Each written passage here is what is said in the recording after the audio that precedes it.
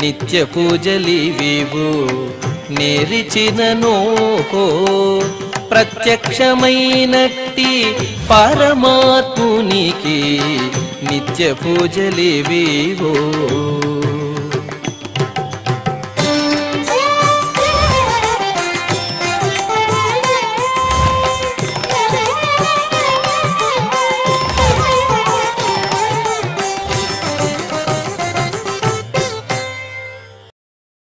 ఓం నమో వెంకటేశాయ. ఈరోజు శనివారము, శ్రీ శోభకృతనామ సంవత్సరము, శిశిర ఋతువు, పాల్గొన మాసము, కృష్ణపక్షము, ద్వాదశి త్రయోదశి తిథి ద్వయము, శతభిష నక్షత్రము, ఏప్రిల్ 6, 2024.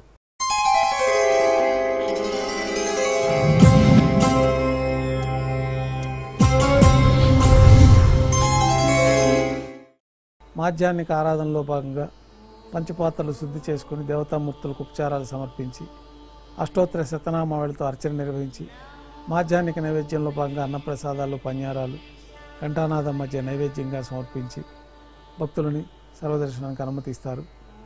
ఉభయ దేవేలతో శ్రీ మలయప్ప స్వామివారు బంగారు తిరిచిపైన వేయించేసి మేళ తాళాలతో ఊరేగింపుగా విమాన ప్రదక్షిణంగా సంపంగి ప్రాకారంలో కల కళ్యాణ మండపానికి చేరుకుంటారు. కళ్యాణోత్సవం ప్రారంభమవుతుంది.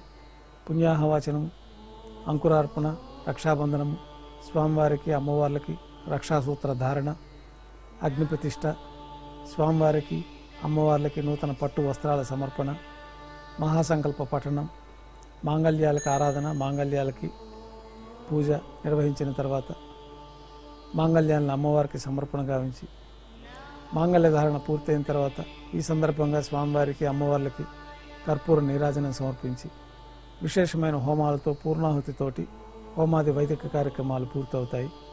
ఉభయ దేవేలతో శ్రీ మలయప్ప స్వామివారికి మాలా పరివర్తనం అనే కార్యక్రమాన్ని నిర్వహించిన తర్వాత ఉభయ దేవేళ్ళు మలయప్ప స్వామివారి చెంతకు చేరిన తర్వాత అక్షతారోపణం అనే వైదిక కార్యక్రమాన్ని నిర్వహించి కర్పూర నీరాజనము, నైవేద్యము, తిరిగి కర్పూర నీరాజనంతో కళ్యాణోత్సవం పూర్తవుతుంది.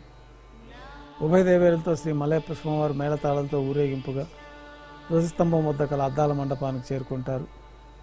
వేదపారాయణ నడుమ ఊంజల సేవ నిర్వహించి కర్పూర నీరాజనంతో ఊంజల సేవ పూర్తి అవుతుంది.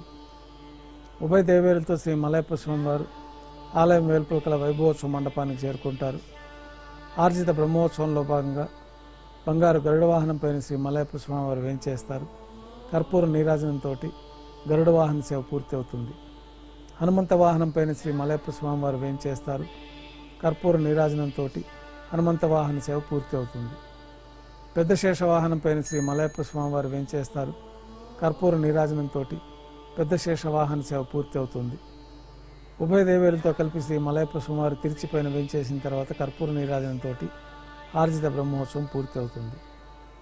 సాయం సంధ్య వేళలో 1000 దీపాలతో అలంకరించబడి ఉన్న సహస్ర దీపాలంకరణ సేవ మండపానికి ఉభయ దేవేలతో శ్రీ మలయప్ప స్వామివారు మేళతాళాలతో ఊరేగింపుగా చేరుకుంటారు. వేదం, గానం, నాదం నడుమ సహస్ర దీపాలంకరణ సేవ జరిపి నక్షత్ర నీరాజనము, కర్పూర నీరాజనంతో సహస్ర దీపాలంకరణ సేవ పూర్తి చేసుకొని బంగారు తిరిచిపోయిన ఉభయ దేవేలతో శ్రీ మలయప్ప స్వామివారు 4 తిరువీధులు జరుపుకుంటూ భక్తులను అనుగ్రహించి ఆలయంలోకి చేరుకుంటారు. ఆలయంలో నైవేద్యం పూర్తయిన తర్వాత గర్భాలయంలో వేంచేస్తారు. వెంటనే రాత్రి తోమాల సేవ ప్రారంభమవుతుంది.